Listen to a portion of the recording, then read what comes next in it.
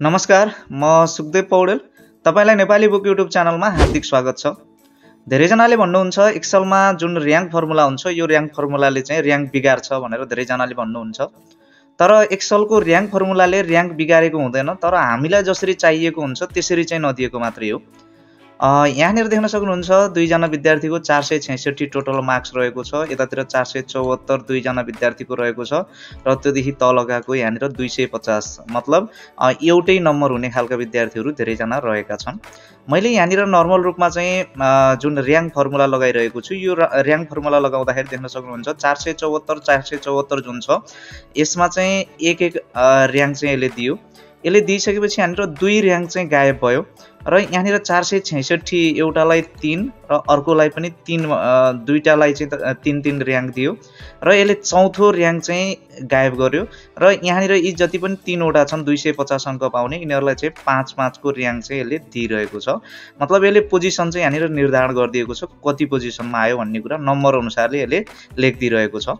तर हामीलाई चाहिँ जुन मार्क लेजर अथवा चाहिँ ग्रेड लेजर ग्रेड सिट हामीले गराउँछौँ त्यसमा चाहिँ हामीलाई यस्तो खालको र्याङ्कले काम गर्दैन। हामीलाई चाहिँ यस्तो खालको र्याङ्क चाहिन्छ। यहाँनिर देख्न सक्नुहुन्छ जस्तो यहाँनिर चाहिँ यहाँनिर 474 लाई यसले चाहिँ 1 र्याङ्क दिएको छ, अर्को 474 लाई यसले 2 दिएको छ, त्यस्तै गरेर 466 लाई यहाँनिर 3 दिएको छ, त्यस्तै गरेर अर्को 466 लाई 4 दिएको छ र त्यहाँदेखि तलका जति छन् 250 यी सबैलाई चाहिँ 5 6 7 गरेर यसरी क्रमशः चाहिँ दिइरहेको छ र्याङ्क। यस्तो तरिकाले जुन हामीलाई चाहिन्छ यो तरिकाले र्याङ्क चाहिँ कसरी निकाल्ने, यो र्याङ्क फर्मुलामा भएको जुन त्रुटि रहेको छ हाम्रो नजरबाट हेर्दा यो त्रुटिलाई चाहिँ हामीले कसरी निराकरण गरेर आफूलाई चाहिदो तरिकाले चाहिँ प्रयोग गर्ने। आजको यो भिडियो यसैसँग सम्बन्धित रहेको छ। धेरैजनाले योसँग सम्बन्धित प्रश्नहरू गर्नुभएको थियो, त्यसकारण आजको भिडियोमा मैले यही कुरा बताउने छु। भिडियो निकै उपयोगी छ, त्यसैले भिडियोलाई अन्तिमसम्म हेर्नुहोला, भिडियोलाई लाइक गर्नुहोला र यदि तपाईँ यस च्यानलमा नयाँ हुनुहुन्छ भने कृपया यो च्यानललाई सब्स्क्राइब गर्नुहोला, किनकि यो च्यानलमा यस्ता खालका अनेकौं भिडियोहरू अपलोड भइसकेका छन् र नयाँ नयाँ भिडियोहरू आउँदै जानेछन्। भिडियोलाई लाइक गर्नुहोला, च्यानललाई सब्स्क्राइब गर्नुहोला भन्ने आग्रहसहित आउनुहोस् भिडियो सुरु गरौँ। सबैभन्दा पहिला मैले यहाँनिर लगाइराखेको जुन फर्मुला छ यो फर्मुलालाई मैले डिलिट गरिदिन्छु।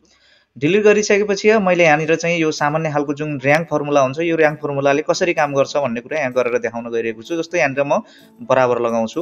फर्मुलाको नाम हो RANK र्याङ्क, यहाँ तेस्रो नम्बरमा आएको छ। यसमा गएर तपाईँले ट्याब दबाइदिनु भयो भने ब्राकेट ओपन भएको छ।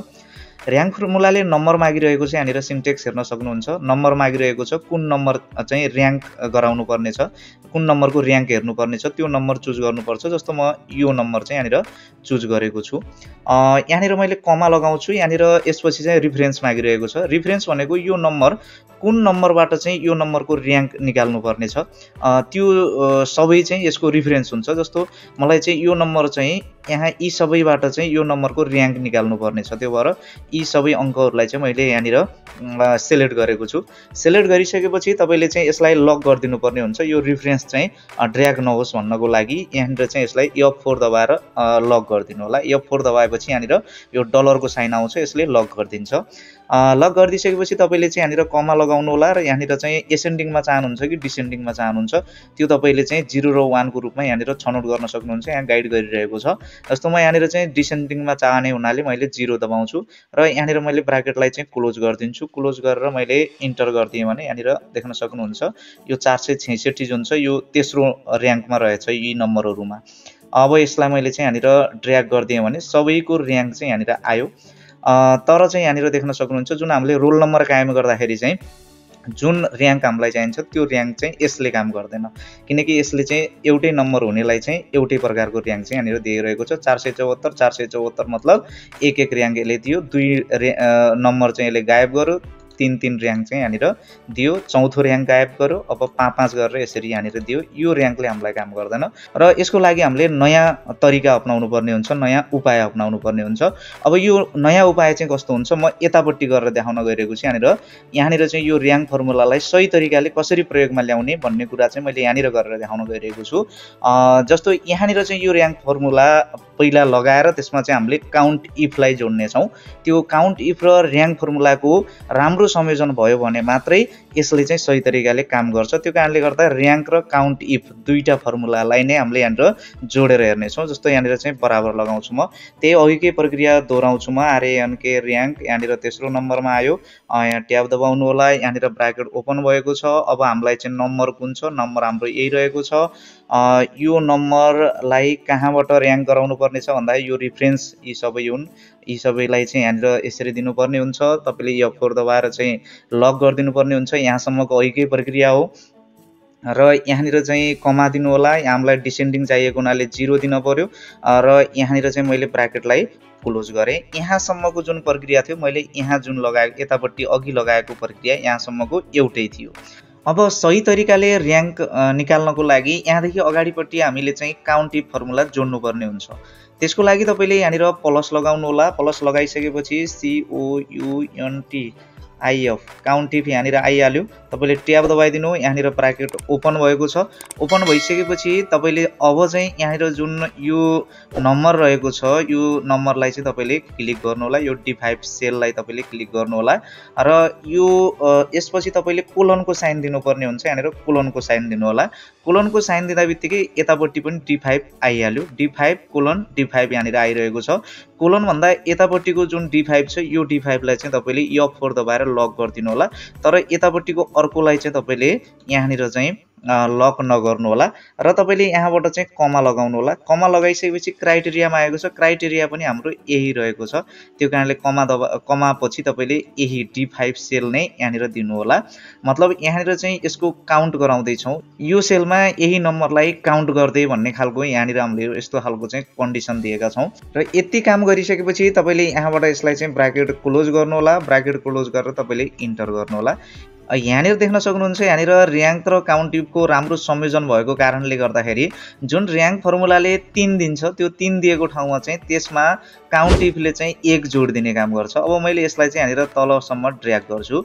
ड्र्याग गर्दाखेरि देख्न सक्नुहुन्छ जहाँ जहाँ र्याङ्क फर्मुलाले जे नम्बर दिन्छ त्यो नम्बरमा चाहिँ 1 प्लस गर्ने काम चाहिँ काउन्ट इफ फर्मुलाले यहाँनिर गरिरहेको छ। अब यहाँ देख्न सक्नुहुन्छ 1 नम्बर नै छैन। जस्तै यहाँनिर चाहिँ यो 474 मा यसले यहाँनिर 1 नम्बर दिनुपर्ने हो, तर यहाँनिर र्याङ्क फर्मुलाले दिएको 1 नम्बरमा यसले चाहिँ +1 गरिदिएको भएर चाहिँ यहाँनिर चाहिँ 2 आइरहेको छ पोजिसन। मतलब अझै पनि सही र्याङ्क चाहिँ आइरहेको छैन। त्यो कारणले गर्दा अब हामीले यहाँनिर चाहिँ एउटा काम गर्नुपर्ने हुन्छ। त्यसको लागि तपाईँले यसैमा सुरुको जुन फर्मुला लगाएको ठाउँ छ यसैमा तपाईँले डबल क्लिक गर्नु होला। डबल क्लिक गरेपछि यतापट्टि अन्तिमतिर आउनुहोस्। अन्तिमतिर आएर यो ब्राकेटको अन्तिममा आएर तपाईँले यहाँनिर चाहिँ -1 गरिदिनुहोस्। यति गरिसकेपछि हाम्रो फर्मुला जुन छ फर्मुला कम्प्लिट भएको छ। जस्तो यहाँनिर देख्न सक्नुहुन्छ र्याङ्क फर्मुला लगाइयो, र्याङ्क फर्मुलाले चाहिँ आफ्नो काम गर्यो, र्याङ्क फर्मुला र्याङ्क दियो। अब यहाँनिर काउन्ट इफ फर्मुलाले चाहिँ र्याङ्कले दिएको जुन र्याङ्क फर्मुलाले दिएको जुन नम्बर छ त्यो नम्बरमा चाहिँ यसले चाहिँ पहिला काउन्ट गर्ने काम गर्यो। काउन्ट गर्ने काम गरिसकेपछि हामीले यहाँनिर के लगाइदियौँ -1 जति काउन्ट गरेको छ त्यसमा चाहिँ -1 गरिदिनु भनेर फेरि हामीले यहाँनिर चाहिँ एउटा शर्त चाहिँ यसलाई दियौँ। अब यति गरेपछि यो जुन फर्मुला छ यो फर्मुला चाहिँ यहाँनिर कम्प्लिट भएको छ। तपाईँले इन्टर गरिदिनुहोस्।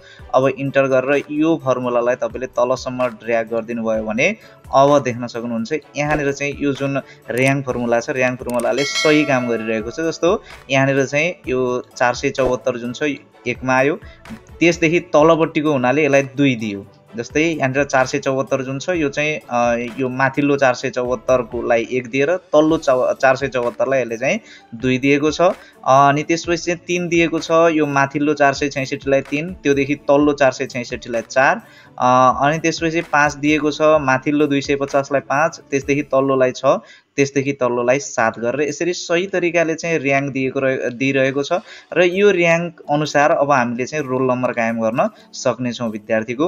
यो जुन तरिका छ यो तरिका तपाईँले अपनाउनै पर्ने हुन्छ। यो तरिकालाई राम्रो तरिकाले सिक्नु होला। यो फर्मुला जुन छ मैले स्क्रिनमा पनि देखाइदिने छु। यो जुन सेल एड्रेस छ सेल एड्रेस चाहिँ तपाईँकोमा फरक हुन सक्छ, तर तरिका चाहिँ सबै यही नै रहेको छ। यो जुन र्याङ्क फर्मुलाको समाधान छ यो समाधानलाई तपाईले प्रयास गर्नुहोला, अभ्यास गर्नुहोला। एकदमै सजिलो छ, गाह्रो केही पनि छैन। आजको यो भिडियो तपाईलाई कस्तो लाग्यो कृपया सुझाव सल्लाह र प्रतिक्रिया दिन नभुल्नुहोला। यो भिडियोलाई अवश्य पनि लाइक गरिदिनु होला। तल कमेन्ट तपाईले गर्न नभुल्नुहोला। यो भिडियो कस्तो लाग्यो, तपाईलाई र्याङ्क फर्मुलाले केही झन्झट गराइरहेको थियो भने यो भिडियोले तपाईलाई पक्कै पनि सहयोग गर्यो होला। कृपया कमेन्ट छोड्न नभुल्नुहोला। फेरि अर्को यस्तै नयाँ भिडियोमा म उपस्थित हुने नै छु। त्यतिन्जेलसम्मको लागि म बिदा चाहन्छु। हस्त नमस्कार।